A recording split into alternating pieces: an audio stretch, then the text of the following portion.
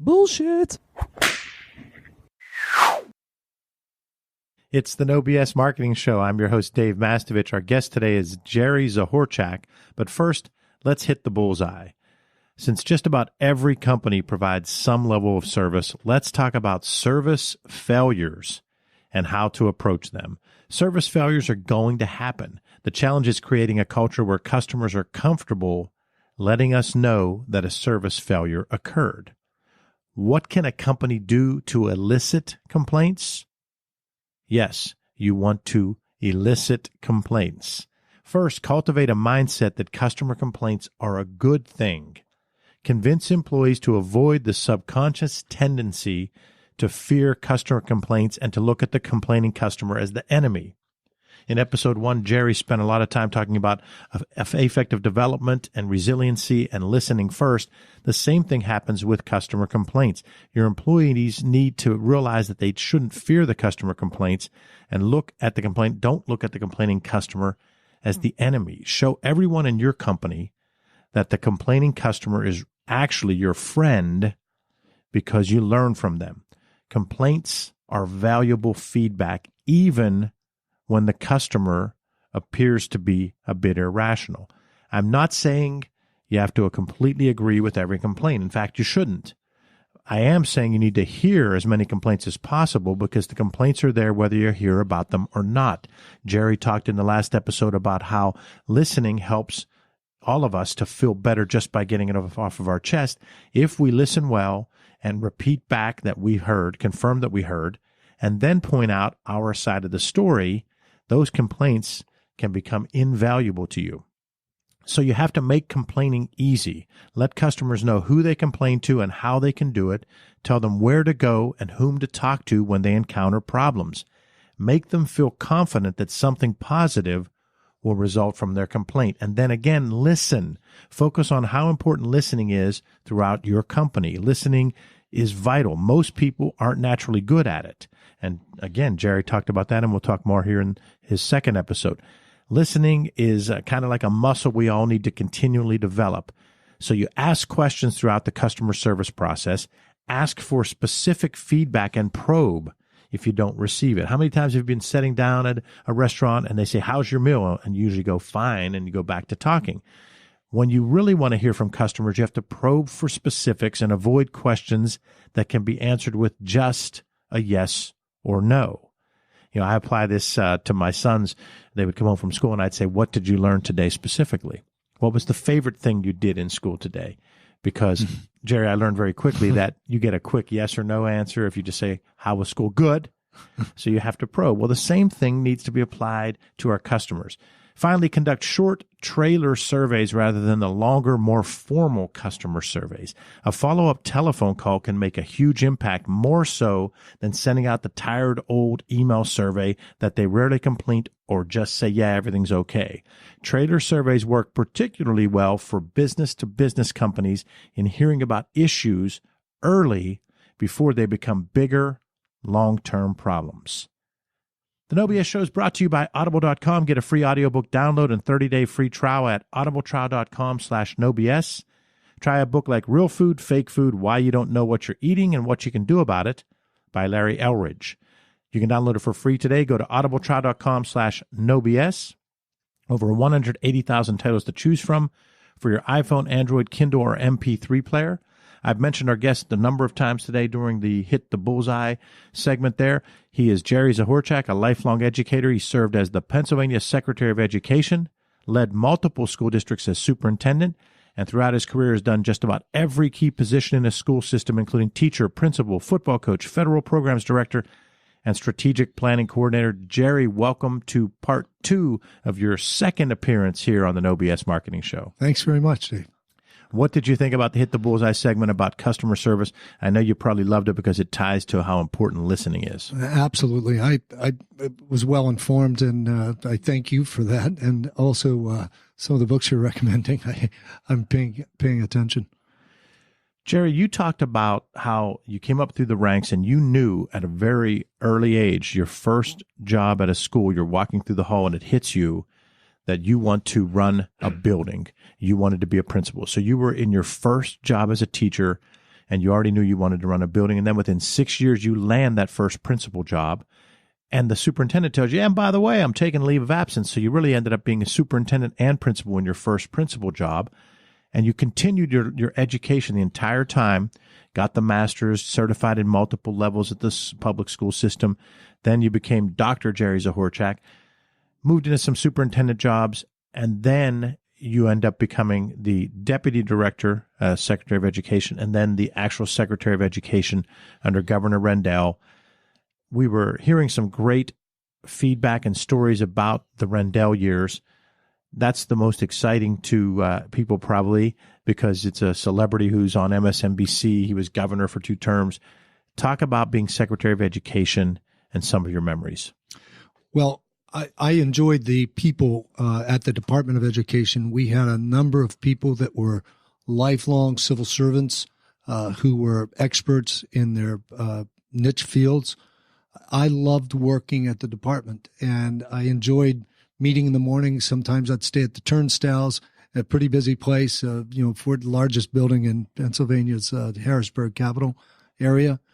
I'd stay in place with cookies or juice and say, come on, let's get to know each other a little more, or go to lunch with somebody just from that kind of occasion, end up with a lunch meeting, just to get to know people better, from the security guards to the people who were my special assistants, and everyone along the way across that great place called the Pennsylvania Department of Education. So one fond thing I have in memory, and I remember the last day I was there, my executive secretary said, we're going to have cake and cookies and stuff at the 10th floor office where I worked out of. And it was really, wonderful because just people just stayed lined up at the door to take a piece of cake and sign a little book. And it was neat to greet them and say goodbye, sort of. And it was a part of my life that I wish, if, and I know that's going to sound corny because a lot of people would say, well, you're probably glad to get out of Harrisburg. It's like, no, really, it was a good experience for me as an educator and educators around the state during the administration of the Rendell era. It felt like Camelot. We had a governor that was pushing public education, pushing for the funds, would hold up budgets just because of the education piece, created formulas, went along with the systems that work. It was just a good period in public education. And I fondly remember that. I also remember the relationships. I remember, one guy when we were transitioning, I was leaving the Office of Elementary and Secondary Education as deputy secretary and going upstairs. I saw a guy headed for the elevator. He was a special assistant to the secretary.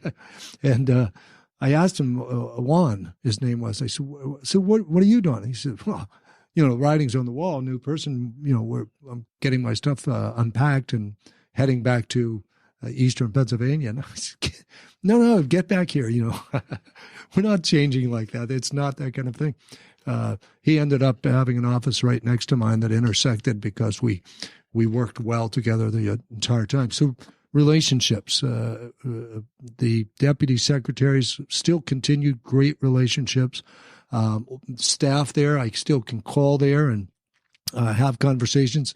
They don't, back to now I'm on the side where you're the complaining customer or who set up this system, and they remind you set up the system, so you're going to have to live with it, but they take time, they listen. It was a wonderful experience. So that's inside the department in Market Street in Harrisburg. Outside was, 67 counties, 29 IUs, 500 school districts, just a lot of people interaction. And that's where I thrive as a human being. I enjoy being around people. The more, the better. So those people experiences come to mind first. We also built really good systems, and we had extraordinary results on all ends of it, best in state. So I only have fond memories, but I do have lots of anecdotals, I have kid anecdotals. I went up to northeastern Pennsylvania, Lehigh Valley area, and read to 4-year-olds, and I was reading a book by a Pennsylvania author. It was the Commonwealth Libraries, who also is part of the Department of Education. They're one book. So they'd pick a Pennsylvania author or a Pennsylvania illustrator and choose a book every year, and it would be the one book. So everyone would be around with that one book. And I went up to this early child center, and I'm reading this story about the mouse. Inside Mouse, Outside Mouse is the title of the book. And a story of two mice, and one lives outside and one lives inside. And it was all about the directions and the things they did. But it was a, if you're into prepositions, it was a dream book. So I thought, I can teach 4-year-olds prepositions. And I told them the word and made them clap it and say it, and I said, now, when I turn the page, I'll read, and you got to tell me what preposition was used in this adventure of the mouse. I turn the page, I read the little story thing, and I say, so what was the preposition? And all the little 4-year-olds' hands, you know how they are, they Yes. all went up, And I said to the little boy, he seemed most eager, tell me. His response, my uncle got a truck. So I realized, I'm not early child certified. And this is probably not the right lesson for 4-year-olds. And then on the way home, I'm thinking, maybe he thought I was saying expedition or some name of some vehicle or something. Who knows? Maybe he was connected, but I don't think so. Great story. You talked in the first episode about how you were actually interviewing Governor Rendell as part of a committee that you were on, and you and someone from the eastern part of the state, Vicki Phillips, were interviewing him, and then he ended up choosing you two to be a part of his team. So you were saying at that interview, he didn't have anyone there preparing him. He didn't have anybody whispering in his ear. He was just answering the questions. Talk about how it was like to work for Rendell and how that type of personality, now we see him on MSNBC and announcing games and for baseball for the Phillies and so forth. Just talk about what it was like after you got done interviewing him and then he decided to call you and you got the job. Yeah, Rendell is in my memories will always be cherished because of his push for people. And he pushed for people in all of the human services areas, including education, but including health, including the welfare systems and the going to work and the energy systems, making sure there's heat in the house, all of the things that you do for people, that's first and foremost led his values. And so he was make sure that we have government working for on behalf of the people, because it's a democracy is supposed to be about all of the people. So he was really good at that. He was also really good at studying and answering every email or letter that he got. He was really good at staying on top of things and organizing the systems in really smart ways.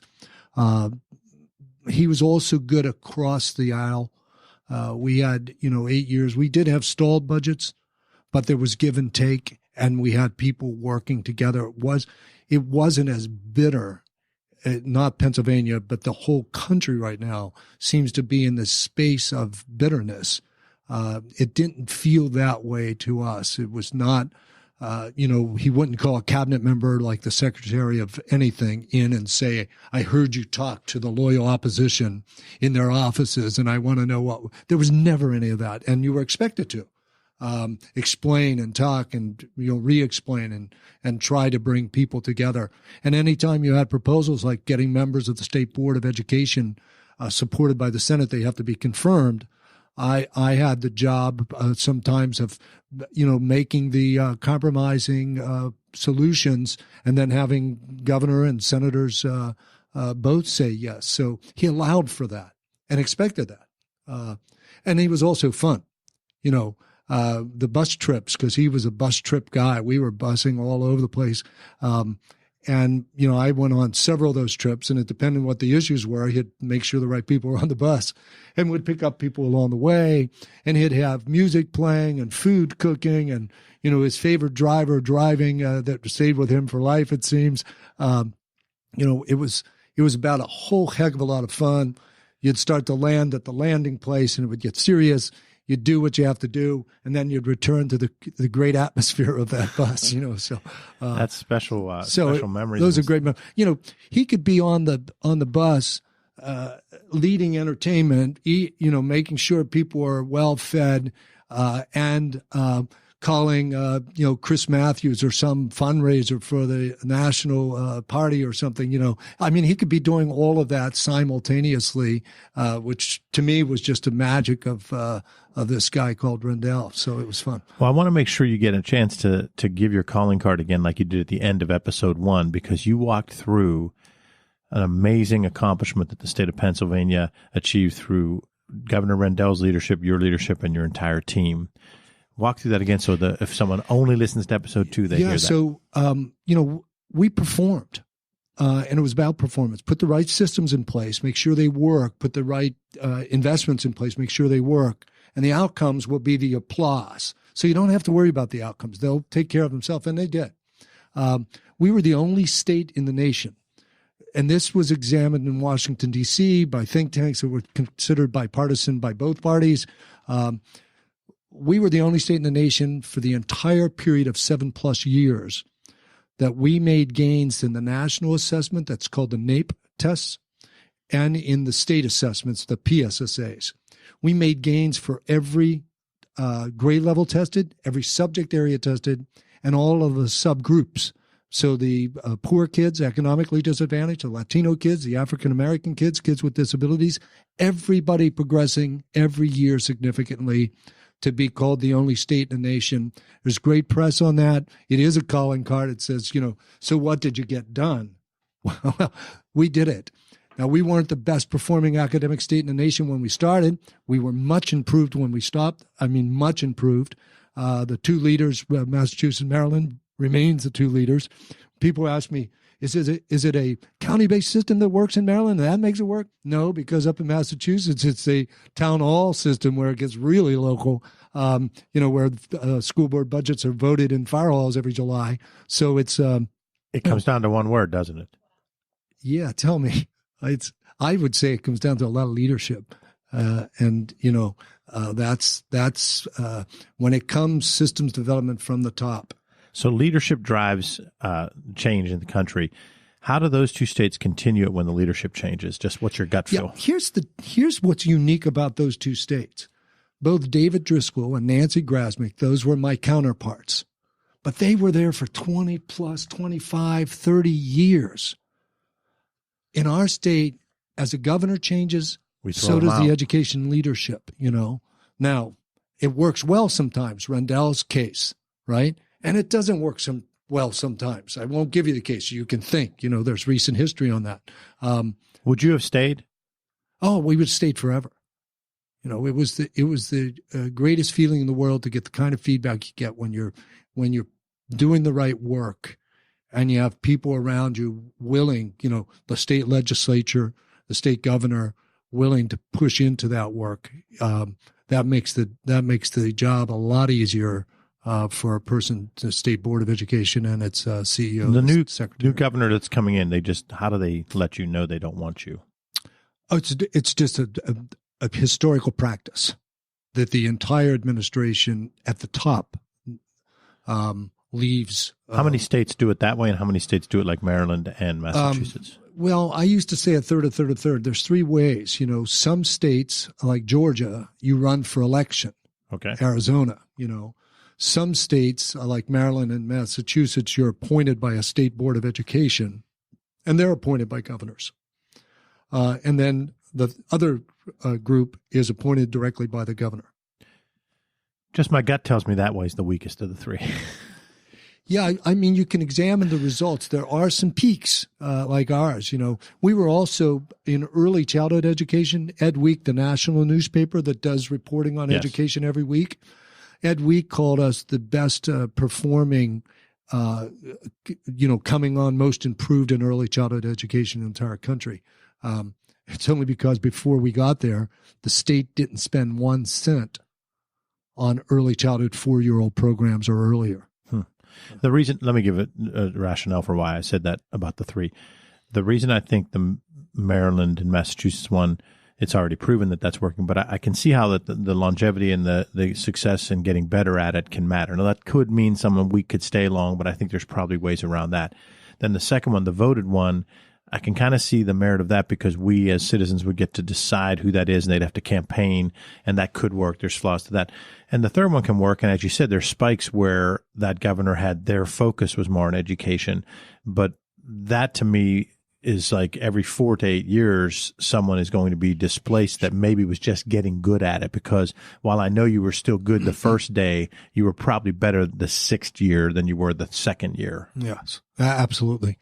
Yeah, and I agree with your theory that, stability matters in leadership, I think. I agree. Other than family, who are your mentors and how have they impacted you? So in education, I mentioned a former governor. I mentioned people like Vicki Phillips. I thought she was great at it. Locally in education, I look at Don Zucco in Johnstown, and I thought Former mayor of Johnstown. I got to know a guy on the State Board of Education. He was 86 or 87 at the time. His name was Ed Donnelly. He started a company called National Air Products. They had about 8 people. They have probably 35,000 people worldwide now. Ed is a really brilliant man who also understood public education very well. And so Ed Donnelly, I used him as a sounding board. He was a big helper of mine. A school president of a school board, Jeff Glazier up in Allentown area, was just a super guy on organizing boards and making them work well. And that was the case there. And I think of Jeff in the world of people, there are, so many good people that I would put on a list of saying these people really helped me come through, starting with a 5th grade teacher, Martha Bach. And then, Martha took care of that effective culture in her classroom. And so she could have told you to do, she cared about you and you knew it. She could have told you to do strange things, and she did. Fractions. I was, eager to please Martha doing fractions. That's sort of the Fisher-cut bait time in mathematics for kids, right? But we were all willing to because she set up the climate. Then a guy from Windber area who was a coach of ours, Virgil Palumbo, just was a positive influence on me personally. He coached the defensive ends. I was a 10th grader, sort of, still trying to stand up straight, or wasn't the greatest athlete in the world, but because of his positive feedback and then his instruction. Once he gave positive feedback, I listened to his instruction. Had he been riding and deriding or negative, I probably would have turned it off. So that was very, very positive. In college, Art Martinescu was a football coach there and also a counselor. He treated me like a son, he's passed, so he can't tell the stories, and I'm not telling them. But he was a great deal of help for me in my own youth development. And most of those things that I call along the way early, it's all from that relationship and people who are making you feel a certain way. Because if you get that right, you'll do fractions. Verge actually came to Pittsburgh to coach, and he coached against this guy right here, Alec, because Verge's grandson was a really good football player and playing for Central Catholic, and in the youth sports, Verge and his son were coaching against me, and I'd go over and talk to them, talk about all Johnstown stuff, and I laughed so hard. He was so intense, and he was such a good coach. Intense. And I said, so what are you doing? He's, well, I moved down here so I can coach. And I said, Verge, you're the man. Now that's being a granddad right there. He's a terrific man. And the other piece of it is one of your mentors, Sarah's here, and she helps with a lot of the guests. We should probably get Don Zucco on the show. What do you think? Oh, that'd be a great show. Yeah, Don's background. Look, here's a guy that's, and this is for you, Alec. Here's a guy that started as a, sort of a clerk stock boy at the Acme supermarket. And people told him, one of the Bach sisters, not Martha, her sister, told him, Don, you can do better than this. And even called the home and said, get him out of vocational education. He should go to college. He became a math teacher, became the manager of that Acme market. But he wrote down when he was in the Acme market as a kid, I think he was 14 years old, I'm going to make $1 million by this particular year. He set a year, he set a goal. And so he tells this story to my administrators in Johnstown School District. He's been the superintendent of schools. He was hired as the chief administrative officer of Crown American by Frank Pasquarella subsequently, after he was hired to do some business stuff for the business community with the MRI building. I remember him running the MRI. So Don, just for the dramatic effect, says, here's that note. He puts it up and he puts it on an overhead, and you see the note that he wrote to himself. And then he pulls out the first quarter pay stub. Here's my April check. And it was like $1.3 million to date. It's April. So, yeah, he made his mark. He continues to go, and he's not afraid to talk about. Now, there's a guy, Don, that is relationship extraordinary. He just makes you feel good in his presence. And everybody says that. I can learn a lot from people like Martha and Don and Virgil and Art and, the people that I have had experiences with that had the opportunity to stop you or really give you a leverage. And Don would be a terrific guest. And we'll have to get him on the show, Sarah. We did some work with him with the Challenge program whenever he was working on that with Barb Grandinetti and Dan Perkins. Yeah. Dan Perkins is another one we should probably get on here. Jerry, talk about a learning experience when maybe you were a BS employee, a tough boss, or your communication wasn't what it needed to be. Looking back, when do you think you might have been guilty of some BS? What did you do to fix it, and that might help our audience? Geez, I can give you so many periods in time that I say if this were a golf game, I'd want to do a mulligan. Times where you just say, oh, what was I thinking in this particular leadership ability? When I first became a principal, I thought some of it was about, being as tight as possible. I would literally stand at a door with my wristwatch and look at people coming in a minute late and just stare at them. And then eventually they'd ask you, why do you stand here trying to catch me coming in a minute late? And I'd go through this, what I thought was brilliant at the time, looking back is just stupid. But I'd say, a minute a day, you work 180 days, you realize that's 3 hours. You're getting a half a day extra from us. And it had stupid written all over that conversation, because I'm sure that person went back to their rooms and said, the guy's an idiot. And looking back, I'm thinking, I would never work for you. So there's probably plenty of anecdotals on, oh my gosh, did you really do that? And I didn't act like that one day. That was probably pretty much my induction first year. There was no superintendent that grabbed me by the ear, remember, that could say, you're not doing that. But that's where I was at the time. Shows you how mentoring matters so much, because once you get that mentoring, you're able to tweak those things. And we're all a work in progress, which is why you and I are both so passionate about personal and professional growth. And we've been involved in different organizations to get that. Vistage is being one where really there's a person to challenge you every day pretty much, but one-to-one meetings monthly. And then you go with a group. Peer groups are so huge, whether it's a mastermind group or it's Vistage or YPO, whatever it is, to help us be able to talk through things. Because even today, I look at what I did a year ago and I think it was crazy. Then I think what I did 10 years ago was really crazy, and what I did 20. Mm-hmm. But it wasn't that crazy at the time. Even though that's an anecdote that's humorous, there were probably many other things you were doing that were still kind of helpful, but you do differently. Mm-hmm. That's one thing you definitely wouldn't do, mm-hmm. but there were other things you do differently that they still might have been working the way you did them. I often look as a coach and I say, I was a better coach when I did this thing that I don't like about me, but I do believe it worked. But I still don't mm-hmm. do it now because I've sacrificed and found other ways to try to achieve it. Mm-hmm. There's a sweet spot between too tight and too loose. And there's a lot of organizational theory, literature on that for leadership, too tight, too loose. What's the sweet spot? Can you get there? Uchi was one of the great ones of our day studying organizational theory and Theory Z, Yes. Can we get to the middle of that? So it's not a country club where anything goes, but it's certainly not this guy standing with his watch waiting for you to show up a minute late. It's something in between those kinds of things that help with performance of an organization and the development of any human being inside of that organization. So I'm growing to that. I've started a new piece of work at the Pitt Johnstown. I'm serving as interim division chair of the education, and our goal is the applause.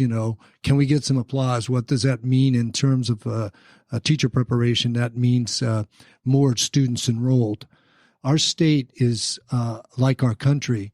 There's a shortage of teachers now and for the next 10 years. The country will need about 350,000 new teachers a year that we're just not producing, because on the other side of this, every state in the nation just about teacher preparation program has been cut almost in half. In Pennsylvania, we went from 90,000 kids enrolled in teacher preparation to about 50,000 today. Why do you think that happened? And many places closed their teacher preparation programs. I don't know exactly. I think it's a confluence of a lot of things that have occurred. Some of the things is the negativity about the profession that comes from not the media, from people feeding the media, that, we're opposed to teachers. We got, problems with this or problems with the schools. They're failing this, that intensity brought forth a climate. There's another issue. People say, well, you can't make money. In Pennsylvania, you make about $68,000 on average. If you go to a place like Danville School District, you make almost $100,000 on average. And it's the largest career marketplace in the universe. I mean, there's more people in the education industry than any other in our country. And knowing that, if it were about money, there's a lattice, not a ladder. You can become a principal, a superintendent, et cetera, but you can also work as a psychometrician, or you could work as, a company that's producing children's books, or, there's a whole industry that feeds or relates to the industry outside this almost $1 trillion a year being spent on public education alone. So the money issue can be disqualified as a myth too. So we need to make students understand there is a great opportunity to become a teacher, and there's a great opportunity to have a great quality of life as a professional educator. And we're going to try to stir more and more kids. And in Pittsburgh region feeds Johnstown Pitt, and so does the Johnstown region. So let's talk about that. Give you one minute to give your little spiel, your pitch. What makes the University of Pittsburgh at Johnstown a choice that someone should consider? So your teachers are typically in a small class. Those professors, they're not only your professor, they're also your advisor for college to get you through the door. There are support systems galore, from tutoring to student services to academic success centers. And that same person supervises you in your student teaching and then walks you to the door. We have virtually 100% job placement where you're going to get a teaching job. We're going to do some things shortly, adding English language learner endorsement, STEM endorsement, computer science major, focus on STEM area stuff. We're going to do some stuff to even enhance what you can get out of Pitt Johnstown, but knowing you'll get that personal relationship from day one in a smaller teacher preparation program, I think is attractive. That's Jerry Zahorchak, a lifelong passionate educator. He's been the Secretary of Education for the state of Pennsylvania. Now he's leading the charge at the University of Pittsburgh at Johnstown. He's been a superintendent and all kinds of other positions. Great interview. Thanks for coming back. He was on episode 2. Now he's been on episode 150 and 151. Jerry, was there anything I forgot to ask you thought that I would? No, it's always a great question, though, but I really think we did a good job together, and I enjoy being with you, Dave. Well, thanks a lot. And to our listeners, thanks for joining us for the No BS Marketing Show. Visit masssolutions.biz for show notes plus additional marketing and messaging resources. And sign up for Light Reading. You'll receive timely, valuable ideas to improve your marketing and transform your message. It really is light, intended to be read in 2 minutes or less, and it just might trigger bright ideas for you. To sign up again, visit masssolutions.biz. That's B-I-Z. Remember, ask yourself, what's the big idea? And build your story around the answer. It's all about bold solutions, no BS.